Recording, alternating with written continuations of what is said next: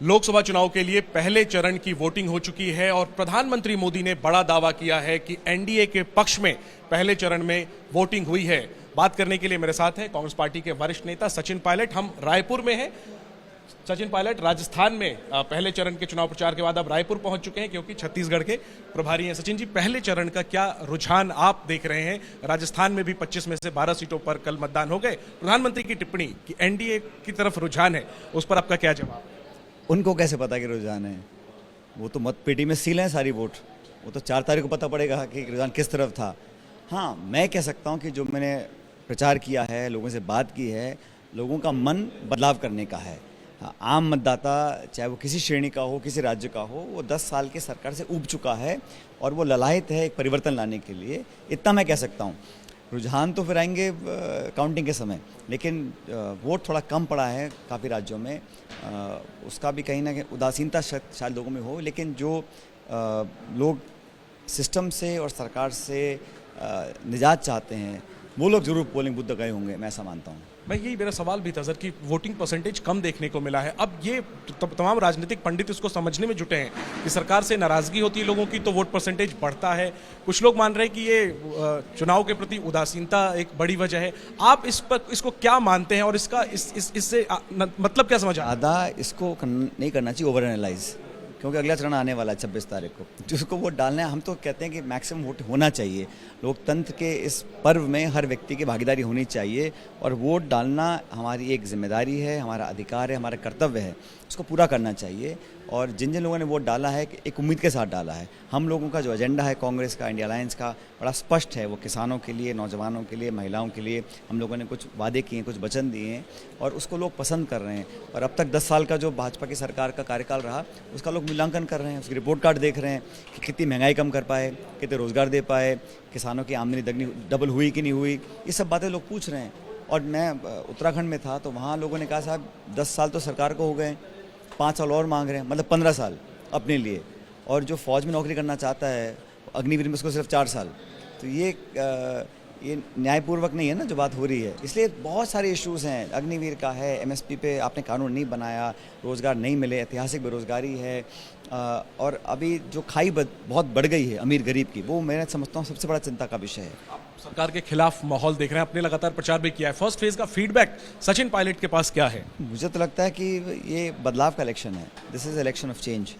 लोग अब बहुत सुन चुके, बहुत देख चुके, बहुत परख चुके और अब वो चाहते हैं कि औरों को मौका दें जो एक बेहतर विकल्प दे सकते हैं। और हमारा इंडिया अलायंस एक बेटर ऑल्टरनेटिव है, ऐसा मैं मानता हूँ। पहले फेज में राजस्थान में जो 12 सीटों पर वोटिंग हुई, कितनी सीटें आपको लगता है कि इन 12 में से कांग्रेस? ये तो अभी पहले तो हमारा वहाँ खाता नहीं खुल पाया था पिछली बार तो, लेकिन इस बार मुझे लग रहा है कि हम राजस्थान में बीजेपी से ज़्यादा सीट लेंगे।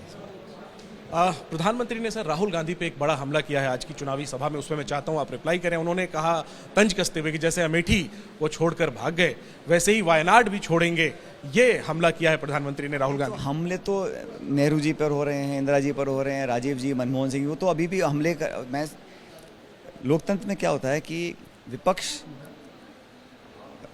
सवाल पूछता है या आरोप लगाता है सत्ता के ऊपर। यहाँ सत्ताधारी जो है विपक्ष आरोप लगा रहे हैं और मुझे लगता है कि उनको क्लैरिफाई करना चाहिए बीजेपी को कि इतने सारे आपके मंत्री थे, कितनों के टिकट आपने काट दिए, कितने सांसदों के टिकट आपने काट दिए, क्या उनकी एंटी इनकम्बेंसी थी, करप्शन के चार्जेस थे या इनकॉम्पिटेंट थे, वो क्यों बदले आपने टिकट, क्यों ड्रॉप किया लोगों को?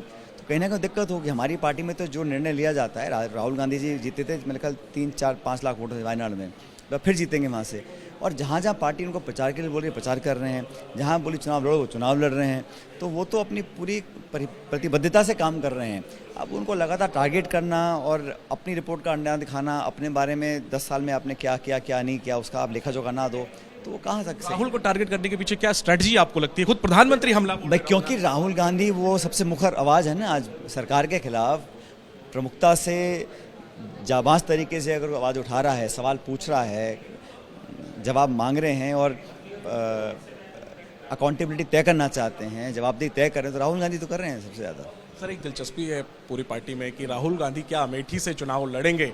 आप तो बहुत नज़दीकी माने जाते हैं उनके, आपको क्या लगता है? चुनाव लड़ेगा उसका निर्णय एआईसीसी करेगी और बहुत जल्द आपको पता पड़ेगा कि जो बची हुई सीट्स हैं उस पर कौन कहाँ से चुनाव लड़ेगा। जैसे राहुल जी ने खुद कहा, जो उनको पार्टी आदेश दे रही है पार्टी ने उनको कहा कि आप यात्रा निकालिए, वो पैदल चले 4000 किलोमीटर, फिर कहा न्याय यात्रा निकालो मणिपुर से मुंबई तक, वो उन्होंने किया। तो जो जो उनको पार्टी तो चाहती है कि वो अमेठी से लड़ें, वो लड़ेंगे आपको लगता है? मुझे लगता है जो भी पार्टी निर्णय करेगी वो उसको मना नहीं करेंगे, जो भी उनको आदेश दिया जाएगा वो काम करेंगे। सर, दो सवाल और। प्रधानमंत्री ने सीए का मुद्दा उठाया है महाराष्ट्र की सभा में और कांग्रेस पर हमला बोला है कि कांग्रेस, प्रधानमंत्री ने कहा कि ये सिखों को नागरिकता दिलाने का कानून है जो पड़ोसी देशों में, और कांग्रेस सिखों से बदला ले रही है 84 का। ये प्रधानमंत्री 1984, 1974, 1964 इन बातों को छोड़ के उसमें कोई मतलब नहीं है। 50-60 साल हो गए, अब आगे की बताइए कि आज आप खड़े इस मुकाम पर, 2024 आ गया, इन 10 सालों में आपने क्या हासिल किया? कितनी गरीबी आपकी मिट गई है? कितने लोगों को आपने रोज़गार दे दिया है? और आपने जो वादा किया था, सुप्रीम कोर्ट कह रहा है इलेक्ट्रल बॉन्ड्स इलीगल हैं, आप सारा चंदा खटा कर अपने खाते में जमा करा रखा है आपने। निर्वाचित मुख्यमंत्री को आप जेल में डाल रहे हो। आप पहले एफडीआई के विरोध में थे, आज पक्ष में हो। आप जीएसटी के विरोध में थे, आज आप पक्ष में हो। तो अपना स्टैंड अप लगातार बदल रहे हैं। और ये हमला करना राजनीति नहीं होता, संवाद होता है, चर्चा होती है, डिस्कशन होता है, डिबेट होता है। पार्लियामेंट में 147 सांसदों को आप निलंबित कर देते हो, फिर आप कानून पास करा देते हो। तो ये कहाँ की परंपरा स्थापित कर रहे हैं? और इलेक्शन में अपनी बात बोलनी चाहिए।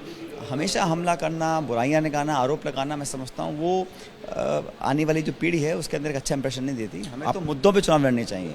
आप छत्तीसगढ़ के प्रभारी हैं। छत्तीसगढ़ में पिछले कई चुनाव में हमने देखा है कि कभी भी 2 सीट से ज्यादा आगे नहीं बढ़ पाई है कांग्रेस। इस बार क्या वो रिकॉर्ड भी टूटेगा इस बार। एक आखिरी सवाल, सचिन जी, आप छत्तीसगढ़ के प्रभारी हैं, आप यहाँ पहुंचे भी हैं, प्रियंका गांधी की सभा है, लेकिन पूरे राजस्थान में आपसे कई बार ये पूछा जा चुका है, ये सवाल मैं रायपुर में आपसे पूछ रहा हूँ कि आप जालौर कब जाएंगे? जिस कैंडिडेट ने पूरे प्रदेश में, देश में जिस भी कैंडिडेट ने मेरे को रिक्वेस्ट करी है कैंपेन करने के लिए, मैं हमेशा वहाँ गया हूँ और पार्टी का जो निर्देश होता है मैं पूरी पालना उसकी करता हूँ। अभी सेकंड चरण का चुनाव आएगा, जहाँ जहाँ मुझे कैंडिडेट्स बुला रहे हैं, पार्टी बुला रही है, मैं वहाँ जा रहा हूँ। यानी वैभव गहलोत बुलाएंगे, आप जाएंगे? जब भी बुलाएंगे हमेशा जाऊँगा। ठीक है, तो सचिन पायलट रायपुर में एबीपी न्यूज से खास बात उन्होंने की है। बड़ा बयान ये दिया है कि ये चुनाव बदलाव का चुनाव है और जिस तरह से राहुल गांधी पर हमले किए हैं प्रधानमंत्री ने, उसका जवाब सचिन पायलट ने दिया है। सचिन पायलट, राजस्थान में चुनाव प्रचार के बाद वहां 12 सीटों पर वोटिंग हो चुकी है। अब छत्तीसगढ़ में उन्होंने कमान संभाली है क्योंकि यहां पर वो प्रभारी भी हैं। प्रियंका गांधी की सभा इसके लिए आ चुके हैं और कुल मिलाकर के सचिन पायलट ने कॉन्फिडेंस व्यक्त किया है कि इस चुनाव में जो है वो विपक्षी गठबंधन यानी इंडिया गठबंधन को मौका मिलेगा। कैमरा पर्सन सुनील पांडे के साथ जैनेन्द्र, एबीपी न्यूज, रायपुर।